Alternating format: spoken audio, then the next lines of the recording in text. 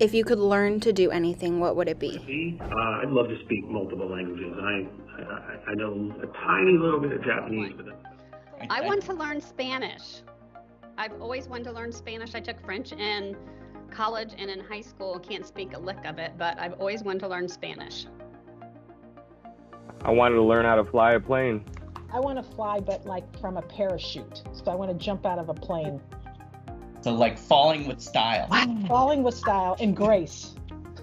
So mine is similar, but opposite. I want to be able to fly and be calm because I hate flying, but I want to be able to fly over to Europe to kind of walk in my ancestors' footprints. And that's a long flight.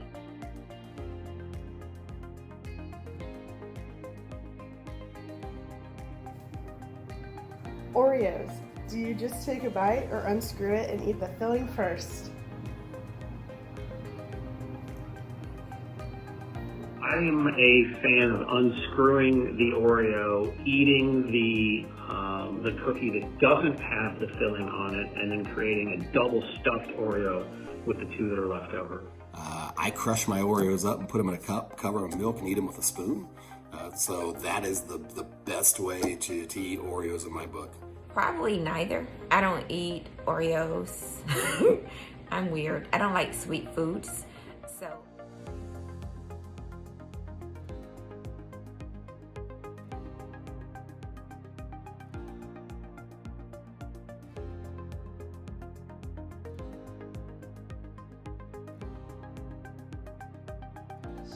what pet would you prefer? Maybe a dog or 3. Maybe a new puppy, perhaps a cat or 2, maybe some of these other unconventional pets, pigs, maybe Peppy, maybe a bull, perhaps a horse to ride around, or Ray's favorites. One more for you, Ray.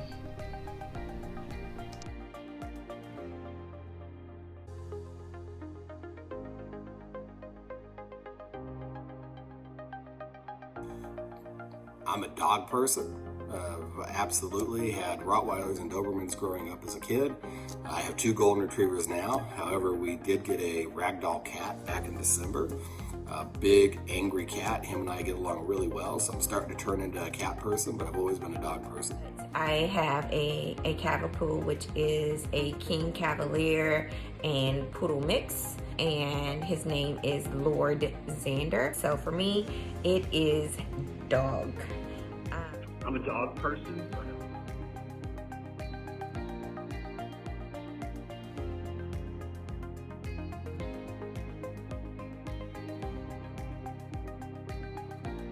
My first aspiration was to play professional football, but football player, lawyer, and then teacher, leader is kind of where I landed. An attorney.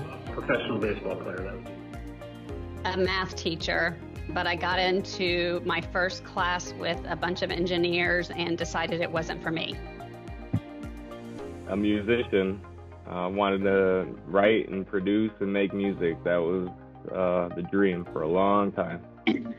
I was always really interested in labels. Even as a little kid, I would read the back of labels. And so I was kind of one of the only ones of my friends that knew exactly what I wanted to be. I knew I wanted to be a dietitian. So I wanted to play second base for the Giants. That was kind of my goal forever. Yeah, how did that go? I think that ship may have sailed, but I don't know. Keep the Never know, Ray. That's true. And I always wanted to be a nurse and actually went into nursing school. Was in nursing school for first semester or something, and said, I'm not going to be cleaning up bedpans and Emerson basins and making beds. So, and I, like Kathy, I was interested in nutrition. What is your favorite family tradition? We do Christmas on Christmas Eve. We do that because my grandfather used to get double overtime if you worked Christmas Day for the post office. Thanksgiving. I absolutely love Thanksgiving because I feel like there's no pressure on anyone. For me, it's getting together on Christmas Eve with the family at my mother's house, primarily just because we love her cooking so much.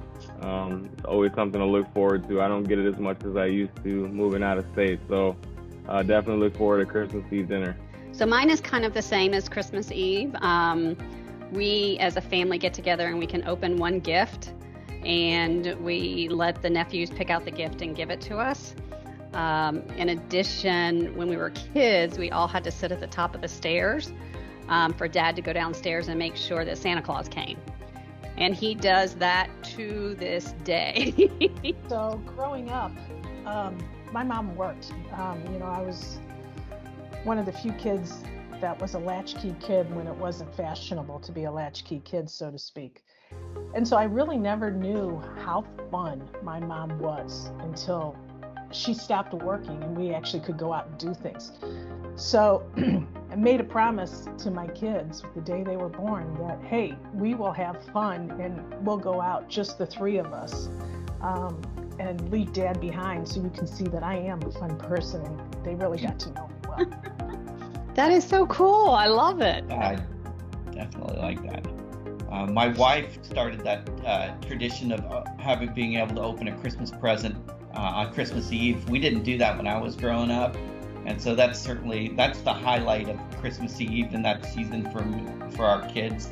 I think that's the best present, regardless of what comes out, because it's the one you get to open the day before. Yeah.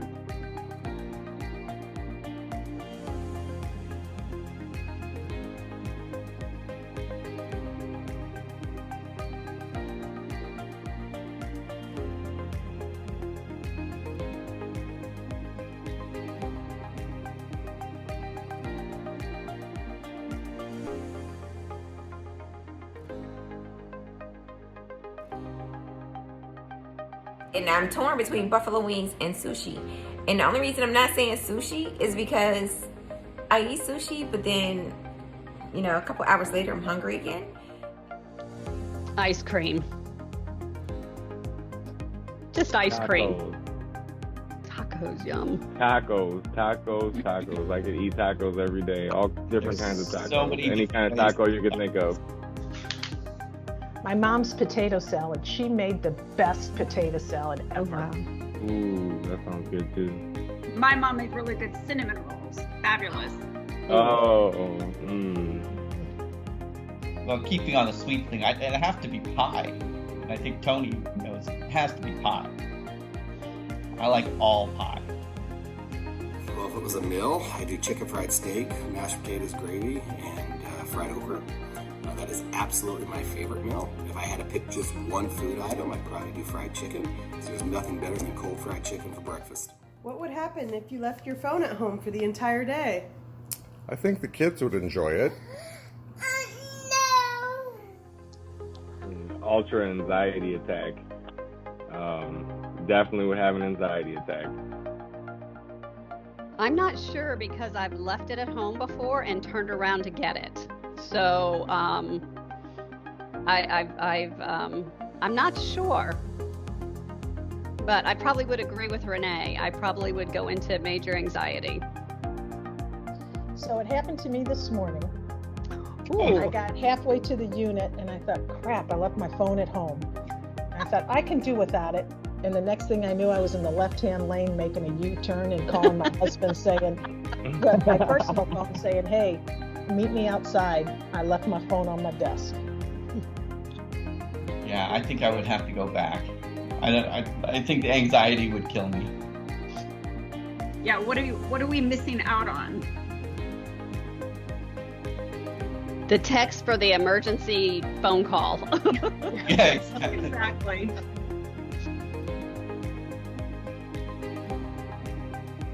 As I said earlier, I always thought I was going to go into healthcare, but instead business, supply chain, went down that path and then made the switch back to healthcare. So I'm excited that I've been able to do that. I think I realized it when I did my first patient rounds. I started in the education division and moved into healthcare and did a lot of retail in healthcare. But when I moved to Washington, D.C. area, I had to start doing patient rounds. And how nice it was to could go into a patient's room and know you could make a difference, and they could, choose what they wanted on their tray. So I think it was patient rounding. And then I've been with healthcare ever since. Pretty similar to me. I've always loved helping people. I've always been a people person, and I've had a big heart for people. And I think when I realized the impact that we can have on patients in their most vulnerable moments is really what motivated me to continue to pursue the career in healthcare. It really impacted me tremendously. I would have to say I'm very similar. Always wanted to help people and found science extremely interesting. I was probably the girl in school that when we had to dissect pigs and all that stuff, I was right there with all the dudes looking at it while the other girls were going, ew, kind of thing. And I wish they do, girl. And the one thing that I always found as being a dietitian, when you did patient rounds, or if you had to do an education with a patient, they always welcomed you into the room because they knew you weren't going to poke them or take blood from them or, ask them embarrassing questions or whatever else. So I used to be able to have long discussions with some of my patients. I think I came to healthcare late, so I found out I wanted to be in healthcare because someone I know who went over to healthcare gave me a call and said, hey, do you want to do something different? And I'd spent 25 years in education, so I said, sure, let's see what else is out there. I think I realized I wanted to stay in healthcare because, quite honestly, I think the first couple years I was in healthcare, it was hard for me to find it as passionate as my peers found universities. I think there's an energy to going on a college campus that you don't have anywhere else, and it's very unique. And then going to hospitals was hard at first because you're going to a place where, a lot of people don't necessarily want to be there. Not necessarily our staff, but obviously patients. This could be the worst day of their lives. So I found that hard, but I think I found out I wanted to stay in healthcare when I did rounds early, similar to what you guys were saying, with Paul Nenneman and Mark DiGilio at Nebraska Medicine. And I could really just see how passionate they were about what they did and how much they cared about not only their staff, but the patients and everybody who worked in the hospital. And I think that was that moment that clicked in me and said, courage. What makes a king out of a slave? Courage. What makes the flag on the mast to wave? Courage. What makes the elephant charge his tusk in the misty mist or the dusky dusk? What's the biggest risk you've ever taken professionally? First time I've ever moved with Sodexo, so it was definitely scary. Yeah. But it's definitely been rewarding. I think much like Kathy, I've moved around a lot with Sodexo. It doesn't feel like it's been that long, but obviously, after 30 years, it's been a while. And you're right, every move is a risk because you're usually moving when you're in a pretty good place and where you're going is not in a good place. But definitely for me, the biggest risk was coming to healthcare from universities. And I was in a really good place in universities at the time I made the change. And absolutely, I think sometimes the bigger the risk, the bigger the reward.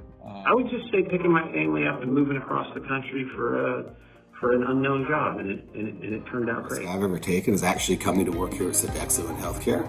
Again, I've always been a supply chain person, moved my career up through supply chain. My next role was supposed to be a chief supply chain officer. That's where I was, and to make that decision to say, okay, I'm either going to be the supply chain guy the rest of my life, or I need to switch and do something else, and if I'm going to do it, now's the time to do it. So making that change a couple of years ago was probably one of the biggest risks I've had in my career, but it's been probably one of the most rewarding risks that I've taken.